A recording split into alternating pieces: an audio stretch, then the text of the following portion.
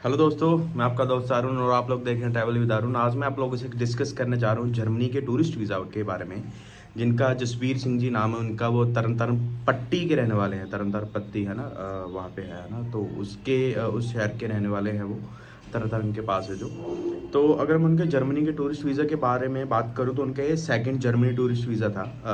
First time भी हमने उनका लगाया था, तब उनको इंटरव्यू के लिए फ़ोन आया था, तब उनकी रिफ्यूज़ल आ गई थी, तो हमने उनकी अपील करके वो जर्मनी का टूरिस्ट वीज़ा निकलवा दिया। तब उन्होंने ट्रैवल करके इंडिया वापस आ गए थे। अब उनका दोबारा जर्मनी टूरिस्ट वीज़ा अप्लाई करा तो उनको 1 ईयर का वीज़ा मिल गया। और अगर मैं उनकी ITR की बात करूँ आपसे, उनकी ITR हमने 2 साल की अटैच करी थी, 3 महीने की बैंक स्टेटमेंट अटैच करी थी।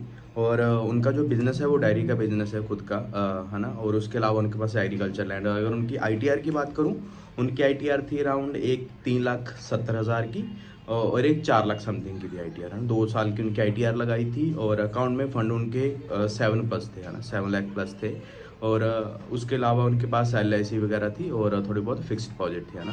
तो ये हमने साथ में अटैच करा था। बिल्कुल नॉर्मल सी प्रोफाइल थी, एग्रीकल्चर लैंड था। जैसे कि जो भी उनकी एग्रीकल्चर की इनकम है वो फ्रंट पेज पे एक्नॉलेजमेंट पे तो आती नहीं है, तो कंपटीशन पे आती है ना। तो इसलिए हमने एक्नॉलेजमेंट की ऑब्वियसली बात, और कंपटीशन वो VFS वाले लेते भी नहीं है ना। तो एक्नॉलेजमेंट ही आगे रखी और उसका जो सारा एग्रीकल्चर इनकम के रिलेटेड जो भी उनका था सिस्टम सारा, हमने अपना मेंशन कर दिया कवर लेटर के अंदर, है ना। भी क्या क्या कितनी इनकम आती है, कितना साल का आता है, ये सब कुछ हमने उस चीज़ के बारे में कवर लेटर में मेंशन कर दिया। बिकॉज कंपटीशन लेती नहीं है तो एग्रीकल्चर इनकम का किसी हिसाब से पता ही नहीं चलना था ना। तो इसलिए हमने वो सारी चीज़ कवर लेटर में मेंशन कर दिया उनके प्रोफाइल के बारे में। बाकी बिल्कुल नॉर्मल प्रोफाइल थे। अगर आप लोग भी अपना टूरिस्ट वीज़ा अप्लाई करना चाहते हैं, जर्मनी हो गया, अभी अगर मैं अभी की बात करूं, अभी जो रिस्पांस आ रहा है, जर्मनी बढ़िया है, चेक रिपब्लिक भी बढ़िया है, स्विट्ज़रलैंड बढ़िया है, और उसके अलावा स्विट्ज़रलैंड भी बहुत अच्छा वीज़ा दे रहा है ना। और उसके अलावा फ्रांस नहीं मेरे हिसाब से इतना बढ़िया, है ना। तो 3-4 कंट्रीज़ हैं आप जिनमें वीज़ा अप्लाई कर सकते हो, है ना। और सबसे बड़ी बात है, एक बात और है, जिनके पास कनाडा का वीज़ा है, मान लो चाहे उन्होंने मेरे से अप्लाई करा है, चाहे उन्होंने किसी और से वीज़ा लिया है ना, जिनके पास कनाडा का वीज़ा है, तो प्लीज़ एक मेरी रिक्वेस्ट है, कनाडा का वीज़ा लेके ना इंडिया से फ्लाई मत करें। दिक्कत आ रही है। कल ही मेरे क्लाइंट है, उनको दिक्कत आई है अमृतसर एयरपोर्ट से, है ना। अमृत उनको तो आई है, उन्होंने ये भी बताया भी यार मेरे साथ बहुत सारे बंदों को वापस उन्होंने मोड़ा। कतर एयरलाइन थी उनकी, तो मॉन्ट्रियल की टिकट थी, है ना उनकी। तो काफ़ी बंदों को उन्होंने वापस मोड़ा है, भाई नहीं आप नहीं जा सकते, है ना, आपकी लो प्रोफाइल है। मतलब एयरलाइन वालों को क्या पता भी आपकी प्रोफाइल लो है, भाई वीज़ा तो हम वैसे ही नहीं दिया है ना हमें, तो आप लोगों को क्या पता भी हमारी प्रोफाइल लो है या क्या नहीं, है ना। तो बहुत सारी दिक्कतें आ रही हैं लोगों को। प्लीज़ कनाडा का वीज़ा लेके इंडिया से फ्लाई मत करें। अगर तो आप लोगों को फ्लाई करना है ना कनाडा, तो जाओ तो आप कनाडा का वीज़ा आने के बाद शेंगन वीज़ा अप्लाई कर लें। शेंगन वीज़ा लेके उसके बाद मान लो शेंगन आपने वीज़ा ले लिया, सपोज करो स्विट्ज़रलैंड से ले लिया, जर्मनी से ले लिया, वहाँ से इंडिया से जाओ वहाँ पे, देन वहाँ से करो कनाडा फ्लाई, है ना। या इंडिया से जाओ थाईलैंड, थाईलैंड से करो कनाडा फ्लाई, या इंडिया से जाओ दुबई, दुबई से करो अपना कनाडा फ्लाई। तो इंडिया से प्लीज़ इस चीज़ के लिए मत ही पंगा लें।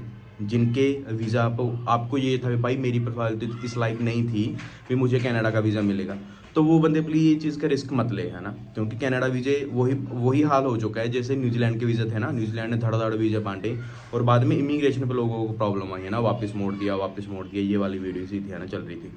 तो वही अभी कनाडा कर रहा है। कनाडा ने वीज़े तो बहुत धड़ाधड़ बांटे हैं, बिल्कुल बेकार से बेकार प्रोफाइल को वीज़ा दिए हैं, लेकिन अब इमिग्रेशन पे या बोर्डिंग पास में दिक्कत आ रही है ना। तो प्लीज़ ये चीज़ का आप पंगा मत लें। बाकी और भी अगर आपका कोई डाउट हो, अगर आपने कनाडा का वीज़ा भी अप्लाई करना हो, अगर आप जॉब करते हैं, जॉब वालों के लिए एक NOC चाहिए आपके वहाँ से जहाँ पे आप जॉब करते हैं, आपकी 4 महीने की सैलरी स्लिप चाहिए, आपकी 4 महीने की बैंक स्टेटमेंट चाहिए, आपकी 2 साल की ITR चाहिए, है ना। ये डॉक्यूमेंट्स आपके चाहिए जो बंदा जॉब करता है। और जो बंदा बिजनेस करता है, बिजनेस वाले के लिए 2 साल की ITR चाहिए, उसका बिजनेस प्रूफ चाहिए, उसका 4 महीने का बैंक स्टेटमेंट चाहिए। अगर उसके पास करंट अकाउंट का बैंक स्टेटमेंट नहीं है तो कोई इशू नहीं है, सेविंग का चलेगा ना।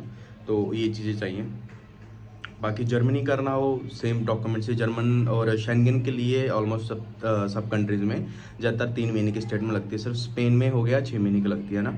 बाकी ऑलमोस्ट सब कंट्रीज़ में 3 महीने की बैंक स्टेटमेंट लगती है। तो 3 महीने की बैंक स्टेटमेंट चाहिए, NOC चाहिए, सैलरी स्लिप चाहिए, और बिजनेस वाले के लिए बिजनेस प्रूफ चाहिए। उसके लिए F&B चल जाएगा, ट्रेड लाइसेंस भी चल जाएगा, MSME भी चल जाएगा, GST भी चल जाएगा। इन सब में से कोई भी डॉक्यूमेंट हो तो वो आपका चल जाएगा ना। बाकी रिसेंटली हमारे बहुत वीज़ास आ रहे हैं, आप लोग कम्युनिटी बॉक्स में देख लेना, मैं यूट्यूब पे डेली बेस पे अपलोड करता रहता हूँ। और अभी मैं ये वीडियो अभी आज के दिन है, आज है 8 जून 2024। तो आज मैं अभी ये वीडियो अपलोड कर दूंगा जर्मनी टूरिस्ट वीज़ा के बारे में। और शाम को अप्रॉक्स 6 साढ़े 6 बजे मैं अपना लाइव आऊँगा यूट्यूब के ऊपर। तो मेरे साथ एक मेरा फ्रेंड भी होगा जो भी मेरे से क्वेश्चन पूछे जाते हैं ना, भी कैसे वीज़ा अप्लाई करना है, कैसे डॉक्यूमेंट्स करने हैं प्रिपेयर, वो सारी चीज़ों के क्वेश्चन हम उस लाइव में क्लियर कर देंगे। तो आप 6:30 बजे बिल्कुल आप एग्जैक्ट रेडी रहना। तो हम लाइव आएंगे, तो उसके में आपके भी कोई डाउट होंगे तो आप पूछते रहना, कोई मतलब नहीं है, कोई इशू नहीं है ना। तो बाकी बने ट्रैवल विद तरंग के साथ मिलते हैं अगली वीडियो में, तब तक के लिए बाय बाय।